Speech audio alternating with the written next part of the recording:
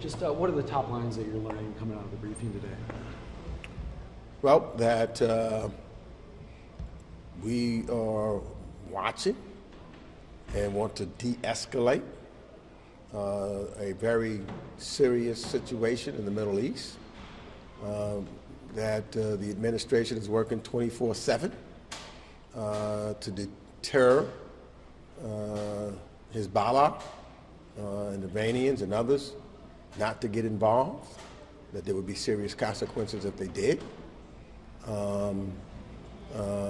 that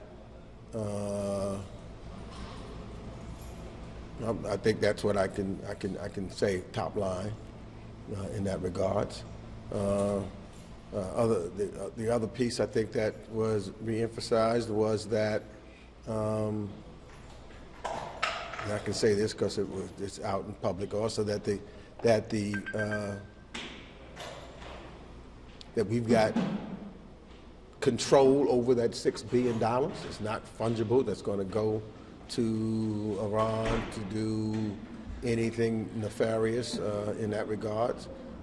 So I think that is important, as the administration has said in a public forum. I would be.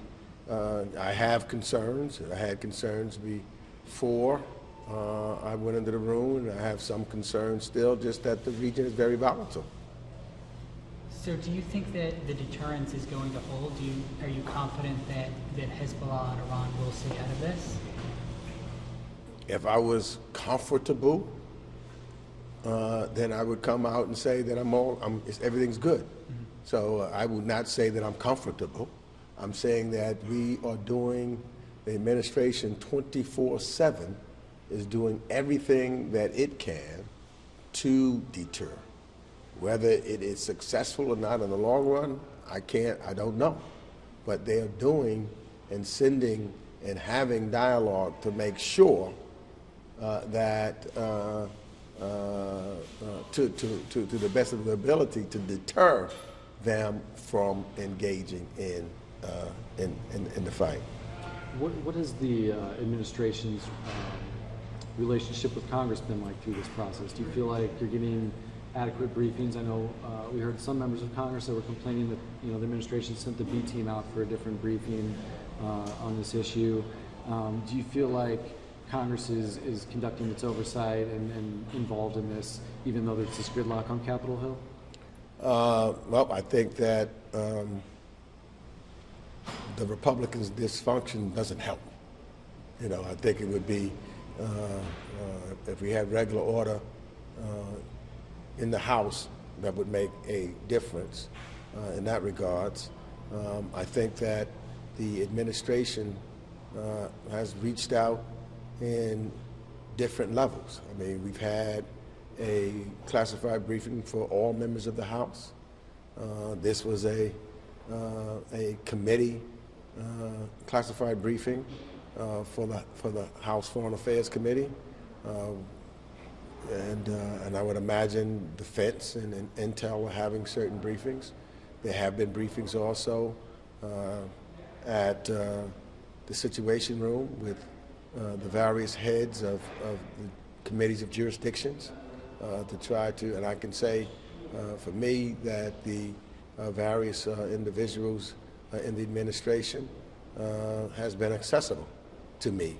When I call, they have responded and have given me, and I know they've given Mr. McCall also information directly as we have questioned and asked for it.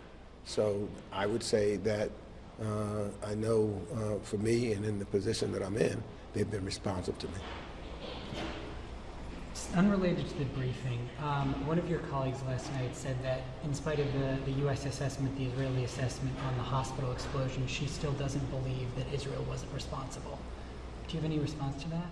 I believe the United States intelligence, as well as the EU and others. I think that, to me, I'm not going to take the word of Hamas over our intelligence.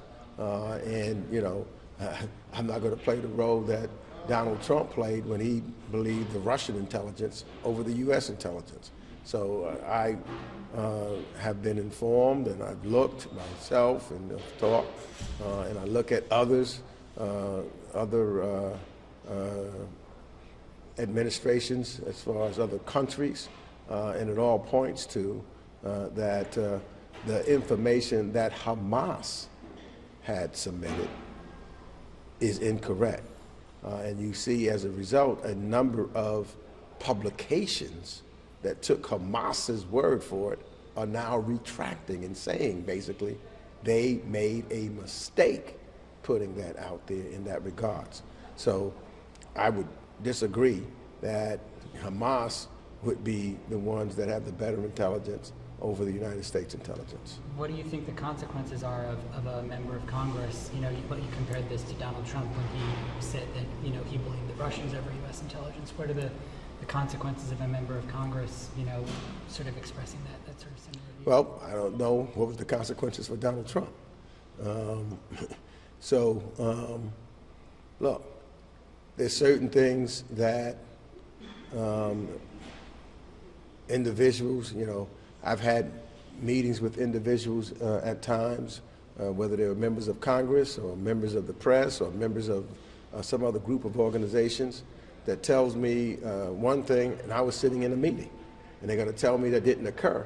I said, well, wait a minute. You're going to tell me it didn't occur? I was in the meeting. You were not in the meeting. And so when it gets to that point, then we just have an agreement to disagree. I would just then appeal to folks to look at the facts and be judged by the facts. You know, some people say, for example, that 9/11 didn't happen. Well, we saw what happened on 9/11. Some people say January 6th didn't happen. Well, we know what happened on January 6th. So for me, and I speak for Greg Meeks, I trust the United States intelligence more than I trust Hamas's intelligence.